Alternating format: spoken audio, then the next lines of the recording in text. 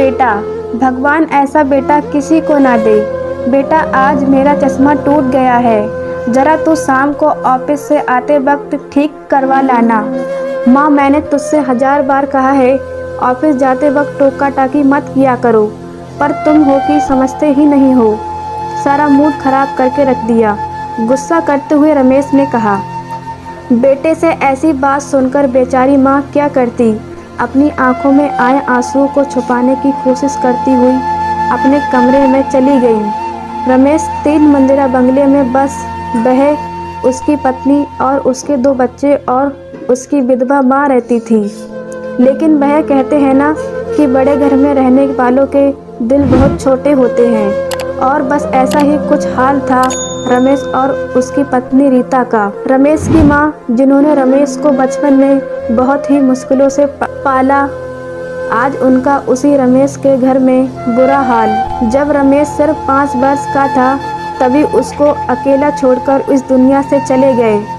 उसकी माँ ने दूसरे के घर में झाड़ू पोछा बर्तन मांजना आदि काम करके उसकी तकलीफ़ों से रमेश को पाल पोस कर बड़ा किया, उसको अच्छी शिक्षा दिलाई, एक काबिल इंसान बनाया।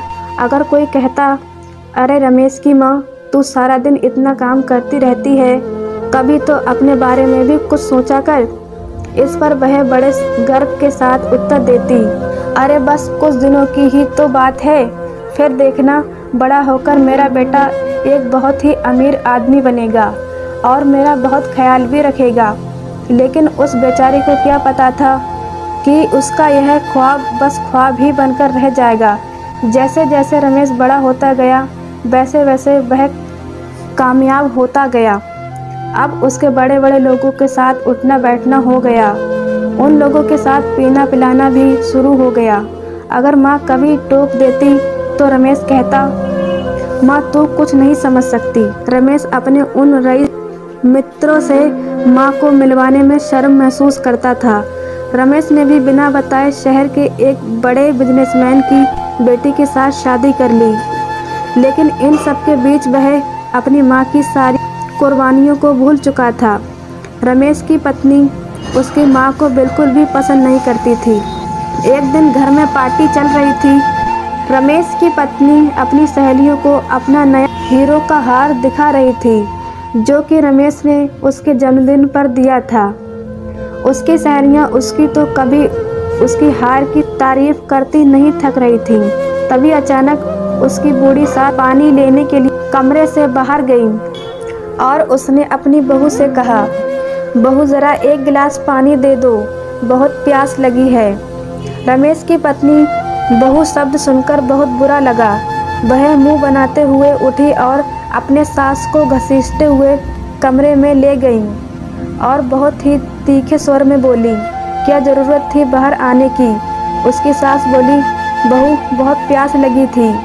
रमेश की पत्नी चिल्लाती हुई बोली, प्यास ही तो लगी थी ना, मर तो नहीं जाती ना। मेरी नाक कटाकर रख दी सबके सामने। इतना कहकर वह बाहर निकल गई। अब तो मानो ये रोज का सिलसिला हो गया। कभी रमेश तो कभी उसकी पत्नी माँ को अपमानित करने में कोई कसर नहीं छोड़ते थे। आखिर एक माँ होने के साथ साथ एक इंसान भी तो होती है, क्या उसे जीने का हक नहीं है। आखिर कब तक सहन करती वह यह सब। और जब सब्र का बांध टूट गया तो उसकी माँ रमेश से बोली, बेटा तू एक काम कर, मुझे वृद्धाश्रम छोड़ दे। इस पर भी रमेश और उसकी पत्नी दोनों गुस्से में हो गए। रमेश की पत्नी बोली, अब इस उम्र में यही दिन देखना बाकी रह गया था, सारी दुनिया हम पर थूकेगी। लोग कहेंगे कि बूढ़ी माँ को वृद्धाश्रम छोड़ दिया, तुम्हें आखिर तकलीफ क्या है यहाँ, खूब मज़े में तो रह रही हो। तुम यही चाहती हो ना कि हम बदनाम हो जाएं। रमेश की माँ समझ भी नहीं पा रही थी कि आखिर उसका कसूर क्या है, और वह एक बार फिर अपने कमरे में चली गई। समय गुजरता गया। फिर एक समय ऐसा आया जब हमारे देश में पुराने नोट बंद हो गए और इसके तहत हर व्यक्ति अपने खाते में सिर्फ 2.5 लाख तक के ही पुराने नोट जमा कर सकता था। रमेश भी अब बहुत परेशान हो गया, क्योंकि उसके पास तो बहुत सा काला धन था। इस मुसीबत की घड़ी में उसे सबसे पहले अपनी माँ की याद आई। भागा भागा रमेश अपनी माँ के पास गया और किनारे पर रखे टेबल से टकराया। माँ ने तुरंत पूछा, बेटा कहीं चोट तो नहीं लगी? लेकिन रमेश के दिल में तो पाप बसा था। रमेश बोला, अरे माँ, यह सब छोड़ो और मुझे जल्दी से अपना पासबुक दो। मुझे जल्दी से तेरे खाते में पैसे जमा कराने हैं। भोली भाली माँ उसकी चालों को समझ ना पाई और उसकी माँ बोली, मुझे पैसों की भला क्या ज़रूरत है बेटा? रमेश बोला, मेरा समय मत बर्बाद करो और जल्दी से अपना पासबुक दे दो। इतना कहकर माँ के हाथ से पासबुक लेकर वह तेजी से निकल गया। आज उस माँ की ममता ठगी गई थी। आज उस माँ की आंखों में आंसू बहते ही जा रहे थे, मानो आज यह आंसू अपने संग सबको बहा ले जाएंगे। माँ ने अपने आंसू पोंछे और बैग में अपना सामान भरकर दरवाजे के बाहर चली गई। तभी रमेश की पत्नी ने कहा, कहाँ जा रही हो?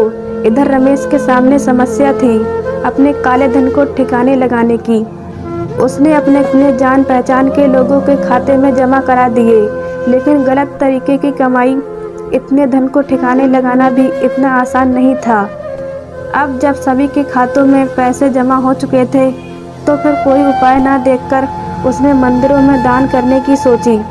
एक मंदिर से दूसरे मंदिर की चक्कर लगा रहा था, पर कोई फायदा ना हुआ। क्यों? उस समय सारे मंदिरों के दान पेटियों को सील कर देने का आदेश दिया गया था। अब उसके चारों ओर निराशा ही निराशा छाया हुआ था। तभी अचानक उसके मन में एक ख्याल आया और वह जल्दी से गाड़ी में बैठकर चल पड़ा।